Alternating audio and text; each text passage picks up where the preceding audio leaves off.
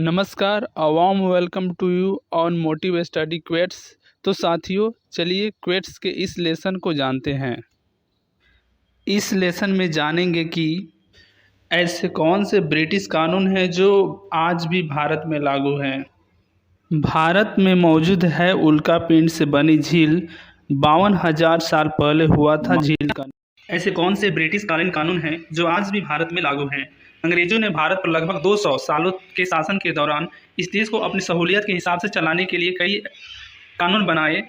इन सभी कानूनों का मकसद सिर्फ भारत के संसाधनों के लूटने और इस लूट के विरोध करने वाले लोगों को जेल में डालना था। भारत में अंग्रेजों के ज़माने में बनाए गए कई कानून और व्यवस्थाएं आज भी हमारे देश में प्रचलित हैं और ये व्यवस्थाएं हमारे देश को इतने भीतर तक समा गई हैं कि हम में से कई भारतीय आज तक नहीं जानते कि कौन से कानून हमारे देश में आज भी लागू हैं जो कि अंग्रेजों ने हमारे देश के लोगों का दमन करने के लिए बनाए थे। इनमें से कई कानून वर्तमान समय में अपनी सार्थकता खो चुके हैं, लेकिन कुछ ऐसे कानूनी बाध्यताओं के कारण आज भी हमारे देश में लागू हैं। जैसे एक, खाकी वर्दी। आधिकारिक तौर पर खाकी वर्दी को चलन में लाने का श्रेय सर हैरी बर्नेट को जाता है, जो कि इसे 1847 के प्रचलन में लाए थे। खाक शब्द का मतलब धूल, पृथ्वी और राख होता है, जिसका मतलब होता है कि इसे पहनने वाला अपनी सेवा के लिए खाक में मिलने को तैयार है। भारतीय पुलिस की आधिकारिक वर्दी का रंग आज भी खाकी ही बना हुआ है। दूसरा, बाएं हाथ की यातायात व्यवस्था। यह व्यवस्था भारत में अंग्रेजों ने 1800 के दशक में शुरू की थी। इस व्यवस्था के तहत हम आज भी सड़क पर बाएं हाथ पर गाड़ियां तथा पैदल चलते हैं, जबकि पूरी दुनिया के 90% देशों में दाएं हाथ पर चलने की व्यवस्था है। बाएं हाथ की यातायात व्यवस्था भारत सहित दुनिया के कुछ गिने चुने देशों में ही लागू है। ज्ञातव्य है कि अमेरिका में वाहन दाएं हाथ पर चलते हैं और गाड़ियां की स्टीयरिंग भी बाएं हाथ पर होती है। भारत में आज भी ब्रिटेन की तरह बाएं हाथ की यातायात व्यवस्था लागू है। तीसरा, साल्ट उपकर अधिनियम 1953।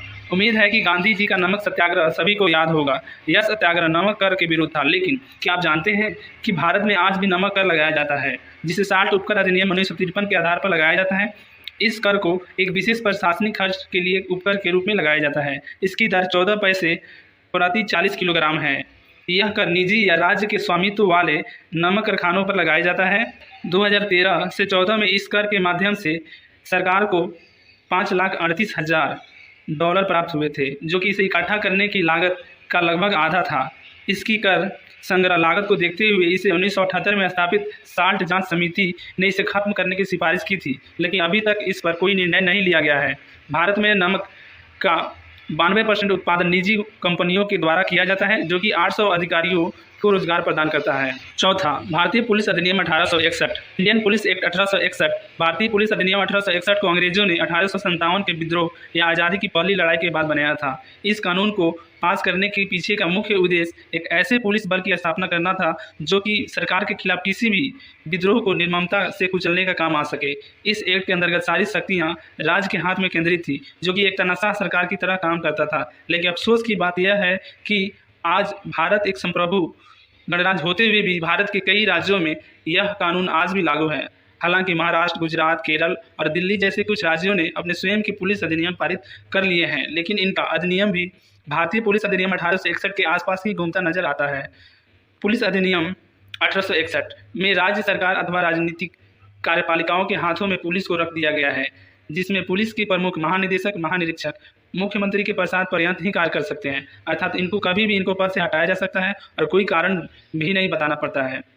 5, भारतीय साक्ष्य अधिनियम 1872। यह अधिनियम मूल रूप से 1872 में ब्रिटिश संसद द्वारा पारित किया गया था।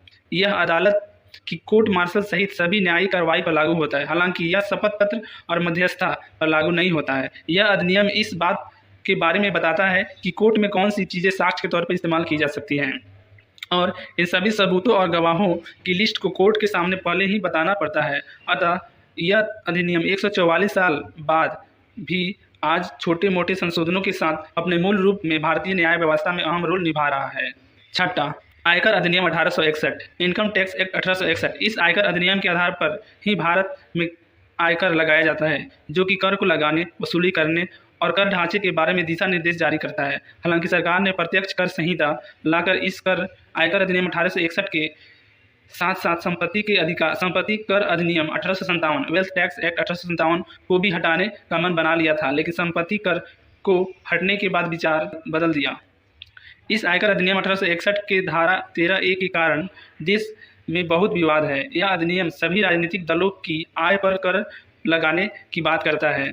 साथ ही जो पार्टी रुपया 10,000 प्रति व्यक्ति से अधिक चंदा लेती है उसको अपनी आय के स्रोत बताना होगा, लेकिन पार्टियां कहती है कि उन्हें जितना भी चंदा मिला वह सभी 10,000 रुपये से कम ही था, इसलिए इन्हें अपनी आय के स्रोत बताना जरूरी नहीं है। 7. विदेशी अधिनियम 1946, द फॉरेनर एक्ट 1946। इस एक्ट को भारत के स्वतंत्र होने के पहले अधिनियम किया गया था। यह अधिनियम किसी भी ऐसे व्यक्ति को विदेशी बताता है जो कि भारत का नागरिक नहीं है।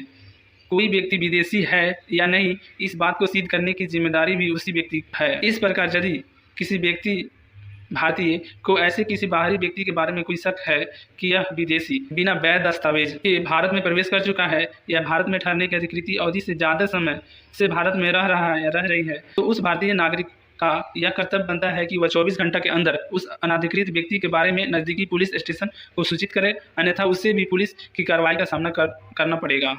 8. संपत्ति हस्तांतरण अधिनियम 1882, the transfer of the property act 1882। संपत्ति हस्तांतरण अधिनियम 1882 एक भारतीय कानून है जो कि भारत में संपत्ति के हस्तांतरण को नियंत्रित करता है। 1 जुलाई 1882 को अस्तित्व में आया यह अधिनियम संपत्ति हस्तांतरण के संबंध में विशिष्ट प्रावधानों और शर्तों के बारे में बताता है। इस अधिनियम के अनुसार संपत्ति के हस्तांतरण का मतलब यह है कि एक व्यक्ति अपनी संपत्ति को एक या एक से अधिक व्यक्तियों स्वयं को दे देता है। हस्तांतरण का कार्य वर्तमान में या भविष्य के लिए किया जा सकता है। हस्तांतरण करने वाले में एक व्यक्ति, कंपनी, संस्था या व्यक्तियों का समूह शामिल हो सकता है। इसमें से किसी भी तरह की संपत्ति शामिल हो सकती है। इसमें अचल संपत्ति को भी हस्तांतरित किया जा सकता है। 9.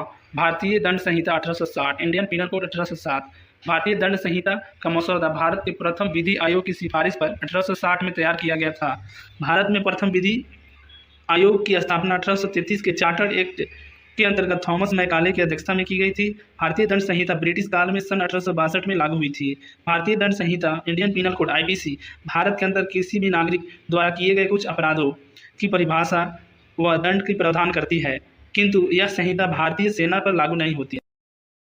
भारत में मौजूद है उल्कापिंडों से बनी झील।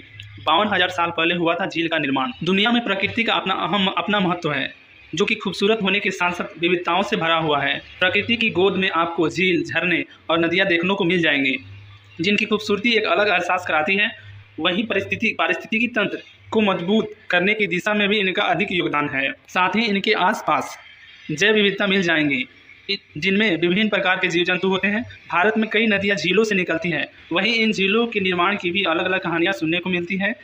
इन्हीं में से एक झील ऐसी है जिसे वैज्ञानिक शोधों में पता लगाया गया है कि वह 52,000 साल पुरानी है।